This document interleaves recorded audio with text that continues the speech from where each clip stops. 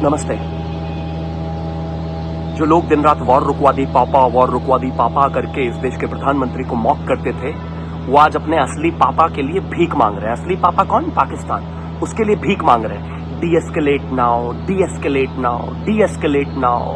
शांति से बात बनती है। आपके घर में कोई फौज में नहीं है, इसलिए आपको दिक्कत नहीं है। आपके घर से कोई मरा नहीं है। इस देश से बहुत लोग मरे हैं शांति वार्ता करते हुए, बहुत लोग मरे हैं। 2005 में दिल्ली ब्लास्ट हुआ जिसमें 62 लोग मारे गए। 2006 में हम शांति वार्ता कर रहे थे, क्या उखाड़ लिया हमने?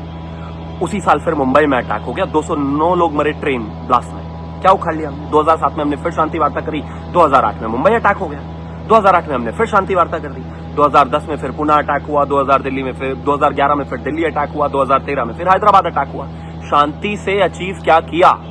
और सच तो ये है कि जो अपने ओरिजिनल पापा के लिए रो रहे हैं, उनके घर में से कोई ब्लास्ट में मरा नहीं, उनके घर में से कोई आतंकवादी हमले में मरा नहीं, उनके घर में से कोई दिल्ली हमले में मरा नहीं, उनके घर में से कोई हैदराबाद हमले में मरा नहीं, उनके घर में से कोई जो है मुंबई अटैक में मरा नहीं। मरा होता तो आज जो ये आर्मी कर रही है इस पर सवाल नहीं उठाते। हमने शुरुआत नहीं करी थी, लेकिन हम we will bloody finish this. Hindustan ने कभी वार नहीं किया, लेकिन अपने आप को डिफेंड करना कब से वार हो गई भाई?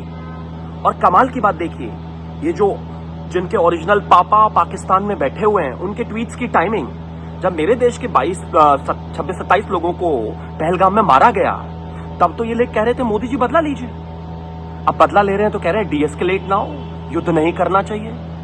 ऐसा दो ही लोग कर सकते हैं, या तो गद्दार या बिक गए, क्योंकि 5 दिन में किसी की आइडियोलॉजी चेंज नहीं हुई है, आइडियोलॉजी नहीं बदली है इनकी।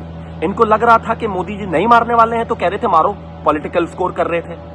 अब मोदी जी मार रहे हैं, इनको लगा ये तो पापा खत्म हो जाएंगे हमारे, तो कह रहे हैं डीएस्केलेट नाउ।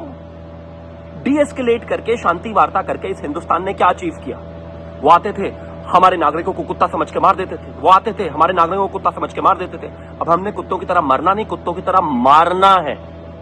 और शांति हम ही स्थापित कर सकते हैं, ताकतवर ही शांति स्थापित कर सकता है। अगर भगवान श्री कृष्ण शांति स्थापित डोजियर से कर पाते या शांति वार्ता से कर पाते तो कभी नहीं हुआ होता कुरुक्षेत्र।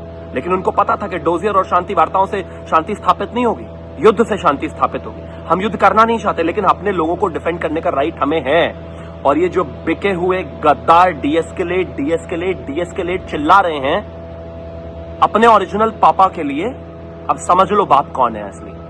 मुझे लगता है कि इस देश की सेना और फोर्सेस के साथ इस देश को खड़ा होना चाहिए, हर किसी को खड़ा होना चाहिए, और यही सही समय है। क्योंकि कितने दिन तक शांति की बीन बजाते रहोगे? और शांति की बीन बजाने के बाद क्या शांति अचीव हुई?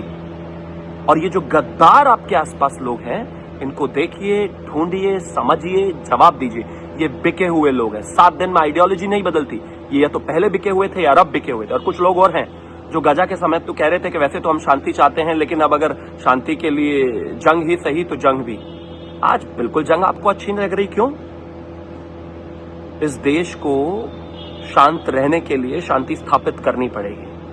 मोहल्ला हो या गांव हो या शहर हो या देश हो, जो ताकतवर है वही पीट पाट कर शांति स्थापित कर सकता है, और वही शांति स्थापित करेगा।